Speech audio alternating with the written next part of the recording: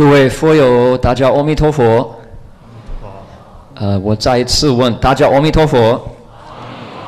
再一次，大家阿弥陀佛。Okay, did you all pay attention to what you just heard? 3 Amitofos. What's that all about?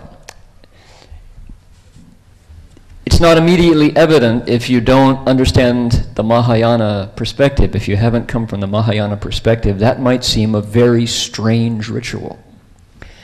But I guarantee anywhere in Buddhist East Asia, regardless of whether you're speaking Vietnamese, Japanese, Korean, Chinese, Tibetan, if you put your palms together and happily greet another Asian Buddhist with Amitabha, you're going to get that in return. The name of the Buddha, Amitabha. This is guaranteed. Why is this true? In Buddhist East Asia, the name Amitabha has become very commonplace. Since the Tang Dynasty, this sound, these 4 words, Amitofo or Namo Amitofo, homage to the Buddha Amitabha, the Buddha of limitless light, has become the dominant form of practice. Now, how deeply has Buddhist culture, particularly a Buddha whose orientation is the suffering of death and ending its suffering, how deeply has Buddhist culture intertwined, has merged with the culture of East Asia, can be seen in the use of this phrase. In, let's say, Taiwan, a place that I'm very familiar with, maybe also the same in Malaysia, Hong Kong, Singapore. In a Buddhist family, if you answer the phone, you say, Amitofo, when you answer the phone. So Amitabha becomes hello, right? And if you are a Buddhist in East Asia and you're saying the conversation is over, what do you say? Amitofo, Amitofo, Amitofo. Goodbye. Amitofo means goodbye as well. If you see something scary, you encounter something on the street that's terrifying, you go, Amitofo. So Amitabha becomes, oh my goodness, at the same time, right? Now I'm told, I don't know if this is true, I'm told in Hong Kong that it's exactly the opposite. When people see the Sangha, instead of saying what they do in Taiwan, Shifu Amitofo, right, which is hello to the Sangha, they say, Amitofo, here comes a monk. Amitabha. I'm told. I just pass that on. I don't know if that's the case, but often monkeys in the hall, you know. Is that right? Yeah. It's often the case because there will be a hand reaching out for a red envelope following the monk, you know, so, or preceding the monk, I guess. So, now there's one guarantee. You can really see how much the name Amitabha has entered Western culture if you watch any kung fu film that features a villain monk. I'll give you a clue. You can see the villain monk has eyebrows that look like squirrel tails, you know, big bushy eyebrows, and he's got beads around his neck that would choke a horse. The beads are this big, right? And he's got this big staff, usually the monk's staff, it's really big. And if you see these 3 signs, you know he's probably going to die by the 3rd act. And what does he say? He says, right? That's the buffoon monk, who you can tell by his that he's probably a loser. So anyway, this phrase has a multi-purpose function. And yet what is it? It's the name of a Buddha. It's the name of the Buddha Amitabha. My point is to say that this particular aspect of the Dharma has permeated East Asian Buddhist culture so deeply that people take every opportunity to say the name. We don't let it slip. We want to recite the name of the Buddha Amitabha at every opportunity. I was speaking to a believing Buddhist laywoman the other day who said that she's already a grandmother. She's has been a Buddhist for a long time, but in the last few years she has undertaken a practice of reciting the name Amitabha 10,000 times a day. And she does it. She's got a little digital counter. Right? So, and she's not unusual. There's a whole community that supports this kind of practice. How interesting. What a phenomena. Isn't this interesting?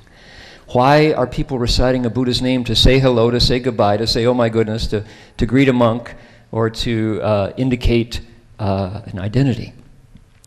I think it's because, and there are scholastic reasons why. It's interesting to note that in the Tang Dynasty, before the Tang Dynasty, Amitabha was not the cult of, or the practice of preference. It was Maitreya. Maitreya worship dominated the time of Dao An and Dao Sheng and the monks of the 4th century, 5th century. So there was a major turnaround. And I'm going to suggest that there's a historical reason for it, which was life was hard. Life was hard, particularly in China, where this became the dominant form of practice. For the average citizen, for Lao Baixing, there was no end to disasters. There was natural disasters, man-made disasters, a succession of floods, droughts, wars, bandit uprisings. Sometimes the soldiers and the bandits were indistinguishable. They would take off their hat and become bandits, and then put their hat back on and become soldiers. Plagues came, locusts came, tax protectors, tax collectors, forced labor, an endless stream of suffering impinging on your body, which made life, by and large, miserable. The notion of a pure land, the land called Sukhavati, the land of utmost happiness, created by the wholesome vows of a kind-hearted monk whose name was Dhammakara Fazang, Dharma Treasury, sounded pretty good. It sounded like a really attractive alternative to what people were facing day in and day out. And how did you get there? Nammo Ami Tofo. I return, I rely on the Buddha of limitless light. That sounded pretty good. So people did. People recited.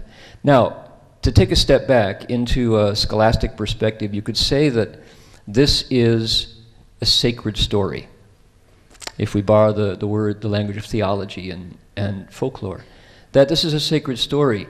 Amitabha worship and the understanding of the Buddha Amitabha is essentially traced to 3 sutras that are not affirmed in other forms of Buddhism. We want to put that up front right away.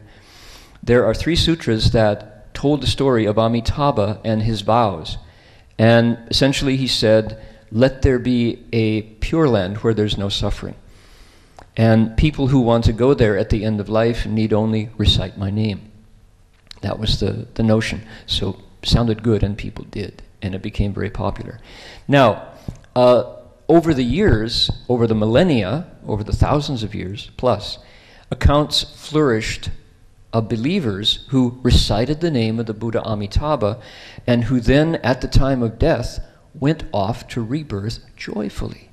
Joyfully, not in grief, not in pain, not in fear, but often sitting upright, reciting the Buddha's name with a smile on their face and a heart full of light.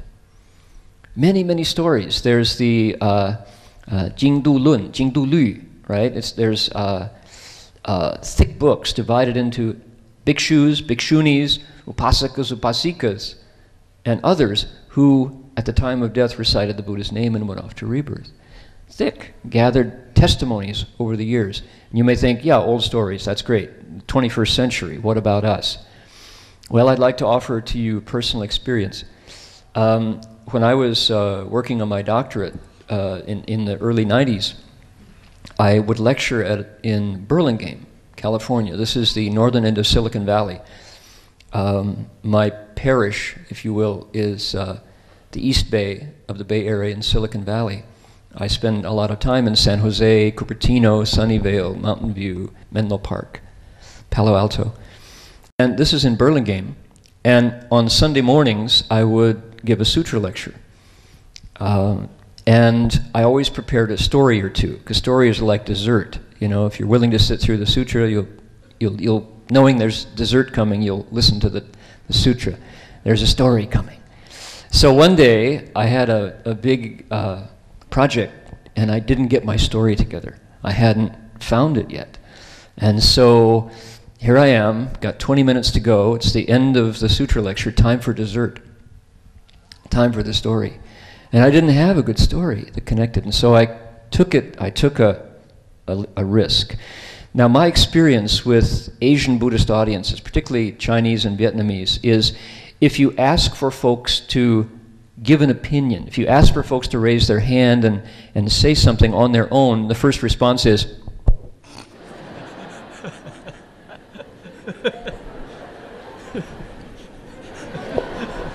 they don't do what Westerners do. Westerners, pick on me, I got an opinion, ask me, okay? Right? By and large, that's pretty much the case. So I'm used to that, and so you work with that. So at this, I had no story, and I thought, well, let's try it. So I said, now we've been talking about Pure Land practices today. Is there anybody here, anybody today, who maybe has a story, who maybe has an experience with what we say Wangsheng, going off to rebirth? 6 hands shot up in the air from people named Zhang and Li and Chen and Lin. Call on me, I have a story. Well, sure, Lin 先生, 你先说嘛. Mr. Lin says, couldn't believe it. Now, who is Mr. Lin? He's a Silicon Valley high-tech engineer. He's a whiz kid, right? He graduated from Caltech and is earning, 6 or 7 figure salary working at Sun Microsystems. So he says, yeah, oh, he couldn't believe it. We live in a condo down in Santa Clara, and Mrs. Lee was our next door neighbor. She was old, everybody liked her. We would see her when we took the garbage out, kind of, where we'd smell her when she was cooking, and she's a vegetarian, we all knew that. And we could sometimes we would hear at night, she was hitting her wooden fish and reciting Namo Amitabha. We all knew that. She was a nice lady. We liked her a lot, but we didn't, I was busy and my wife was busy. But we didn't hear from her for about 3 days, and we noticed that nobody had taken the garbage out. So we were worried, we were concerned, and so we kind of, knocked on the door and didn't hear, so the door was open, we pushed our way in, and we went in and found her on the bed, sitting upright, wearing her Buddhist robes, with her wooden fish in her hand, a smile on her face, stone cold dead. And there was this fragrance in the room.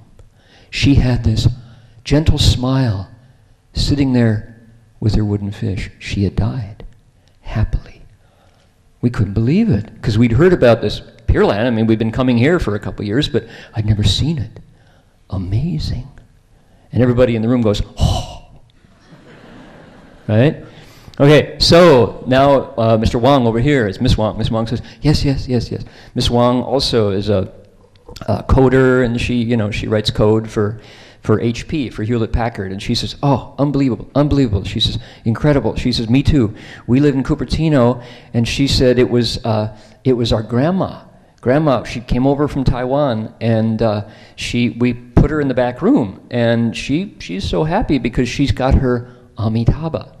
And we're kind of Buddhist, we're kind of Buddhist, Christmas and Easter Buddhists, we go Buddha's birthday, and but we didn't really think much about it until one day Grandma said, I want you all to come, call all the kids, get them all here. I'm saying goodbye.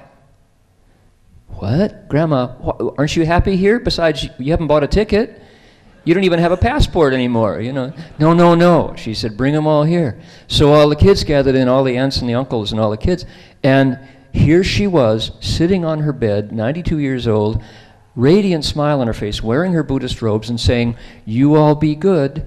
I want you to all do good, avoid all evil, purify your minds. I want you to recite the name of the Buddha Amitabha and try your best. Don't worry about me. I'm fine. Now help me out. Can you say Amitabha? Amitabha?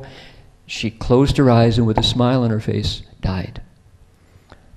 We were blown away, he said. And everybody in the room hearing the story went, yeah. How do you say it? What do you say? Tell me. Right? So here are 2 stories from very with it people who live in the fast lane, who were not necessarily believers or Buddhists, but having personally encountered people who had a special quality regarding faith, vows, and practice in the Buddha Amitabha at the end of life had something to say. Dylan Thomas, right? Rage, rage against the dying of the light. No raging against the dying of the light. The light is dying, the light is growing, because they're bringing the light in their mind. They're bringing the name Amitabha, the limitless light, the Buddha of limitless light and limitless lifespan, Amitayus, into their hearts. No darkness to rage against, no rage. Joy, expectation, anticipation. Startled me, I must say. And I thought, gee, I should come unprepared more often. These are great stories. That was a wonderful lecture.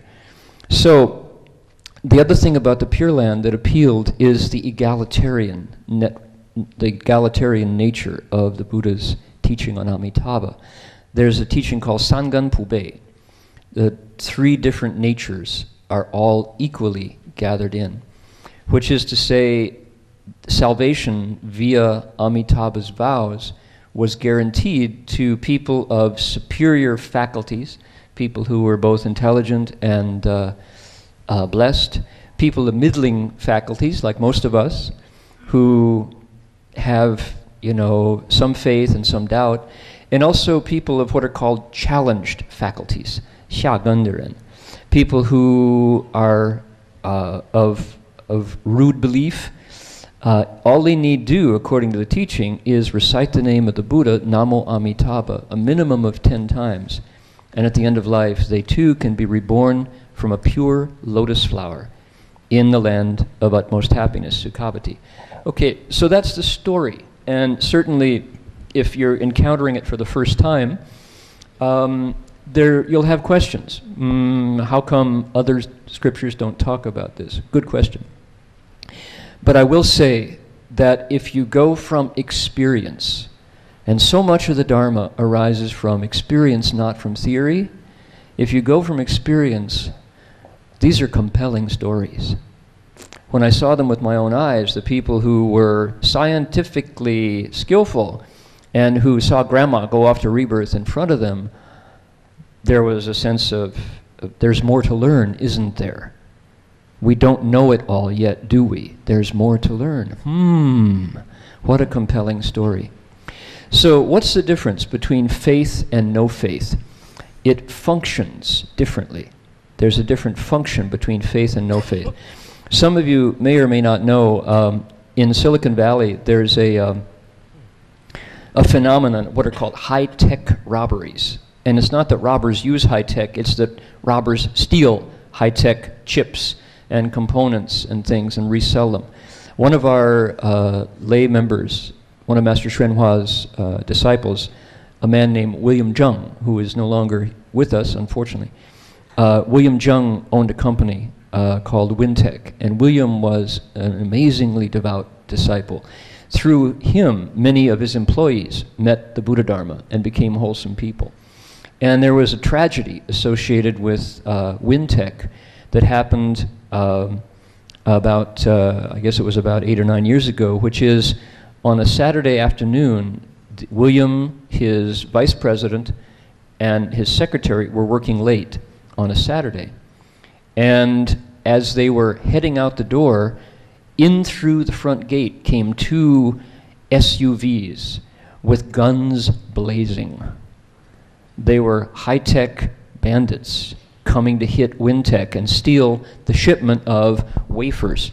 Chips are made of wafers. Wafers are silicon with the circuits already cut in. Then you cut them fine and put them into 46s or Pentiums or whatever, what have you. And Wintech had just gotten a shipment of chips, very valuable. And so the robbers, having been tipped off, were rolling in just like out of a Western with guns blazing. They killed the security guard who stood at the front gate to keep people like this out. They shot him dead on the spot, came rolling into the parking lot. Now, every Silicon Valley company these days has a high level of security, and so did Wintech. And as the robbers are rolling in the parking lot, the vice president had already gone out into the parking lot. He was heading towards his car at the end of the workday. William and his secretary were back by the door. So William shouted, "Come back, we'll shut the door." The vice president tried to be a hero and make a break for it, and he was shot dead in the parking lot. William and the secretary jumped back inside, saw that he was gone, closed the high security door, and called the police immediately.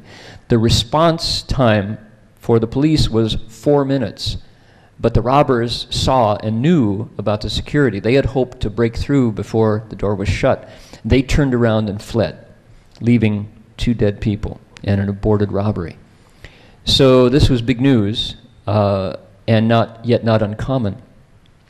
Now the story goes that we were asked to do the funeral because this happened inside of William's company, and the vice president had taken refuge and become a disciple just 3 months earlier.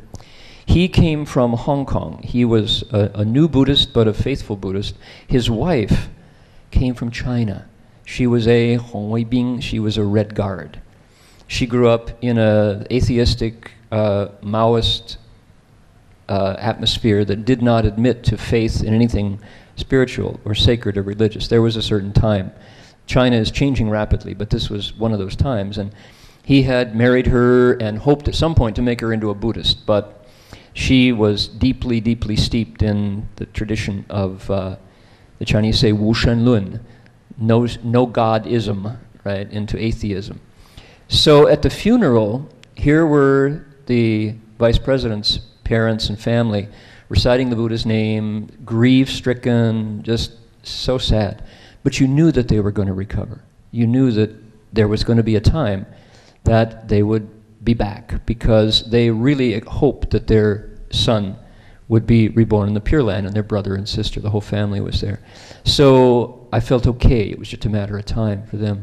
The wife came down. You know, there's a moment when you circle the coffin before you close it and send it off. And the wife came down, and I could see there was trouble ahead, because she was all braced. She was all tight and just folding on with muscles. She got to the side of the coffin and collapsed. I'd never seen a person's bones turn to jelly before, but she collapsed on the floor, wah, just wailing. She was inconsolable. In her heart, there was no light whatsoever, because she had held all faith away with both hands to this point. And so when the time came that you need to make it through what's called Xingan, the root, the indriya, the faculty of faith, she didn't have it. The family had the faculty of faith, and for them it became the bala, the power, the strength of faith. Wugan, Xingan, Bian, Xinli.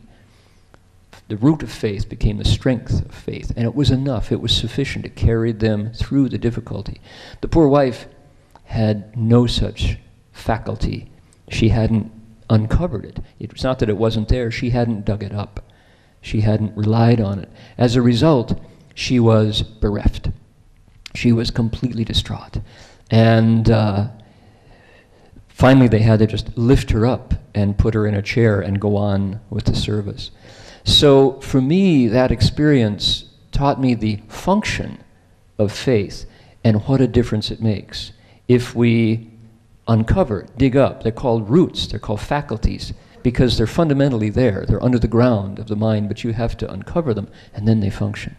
And when you water and nourish those roots, it becomes the strength, the power of faith. So Amitabha, faith in Amitabha, gives us that strength in the 21st century to get through life's difficulties, including the conclusion of life, which is inevitable, but is not darkness, if you have faith. There is this wonderful, and if I call it a story, I don't mean to demean it. It's not only a story. But the teachings of Amitabha are a very compelling story that have worked for a very long time for people in East Asia. Now, having said this, I need to say that, and this will be my last comment because my time is out. I wanted to open up a text which is in the paper if you have a chance.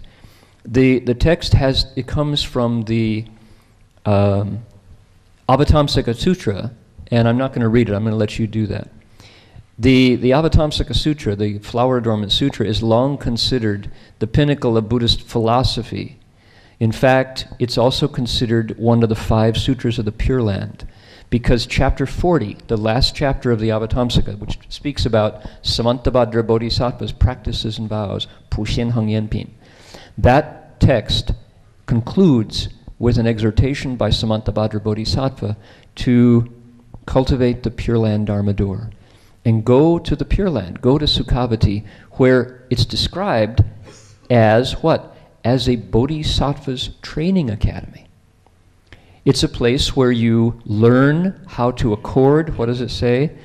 It says, in this way, the person will see himself born from a lotus flower and will receive a prediction from the Buddha. In this way, he, she will pass through numberless hundreds of thousands of myriads of nayutas of eons, a very long time. With the power of wisdom, he, she will accord with the minds of living beings in order to benefit them everywhere throughout indescribably inexpressible worlds in the 10 directions. The idea being that what you do in the Pure Land, you don't kick back. It's not a vacation in Cameron Highlands. It's not Florida and a condo on the beach, right? Many people think the Pure Land is harps and angels, right? And a big plasma 53-inch flat panel TV, high def, right? Probably that, but I don't think anybody's watching. What they're doing is they're using wisdom, learning how bodhisattvas accord with the minds of living beings, teaching the Dharma the way people can hear it, the way we like it, things that make us happy and excited and inspired, to teach them the Dharma, to get them to bring forth the resolve for Bodhi and to benefit them everywhere in the 10 directions. So this is the Buddha's own description of what's going on in the Pure Land. So after rebirth, what is answered in the Avatamsaka? After rebirth is training to become a bodhisattva, heading for your own final Buddhahood. It says in the end, you see yourself going through the 8-fold marks of becoming a Buddha, the 8 hallmarks of becoming a Buddha, and turning the wonderful Dharma wheel, causing beings and worlds as many as fine motes of dust in Buddha lands to bring forth the resolve for Bodhi, accord with their fundamental natures, to teach and transform them, and bringing them to maturity. This is what the Avatamsaka Sutra promises for the Pure Land. So, I should say that in the West, among non-immigrant Buddhists, there are enough Buddhists in the West, and I would include Australia in the West, although geographically it's not West. Pure Land practice is coming slowly, because I believe that history will repeat itself, which is to say it takes a while for that root of faith to grow. To say that most Westerners want to recite the name of Amitabha Buddha, not. I'm particularly challenged when I'm lecturing because my community tends to be Chinese and Vietnamese, but we have many Caucasian, Western, Hispanic, African-American Buddhists in the monastery every day. And I have to know the audience before I talk about the Pure Land. Because if I talk about the Pure Land to Westerners, they go, "We just got rid of God, don't give us another God." Come on. Nah, I came to meditate. Meditation is Buddhism, right? So we go, yes, yes. And if there's an Asian audience, 大家阿弥陀佛, 阿弥陀佛, right? So you have to know who you're talking to. It's really funny what a difference there can be. So Buddhism is new in the West, and it's growing, and I think it'll be a while before people suffer enough. Could it be that we're in this Tylenol television heaven that is going to break through to the reality of dukkha when, first of all, the dollar crashes? Not that I'm predicting. You didn't hear it here, mind you. Strike that from the video, okay? But there's suffering ahead in the West, and when that happens, I predict that people will start going, Amitofo.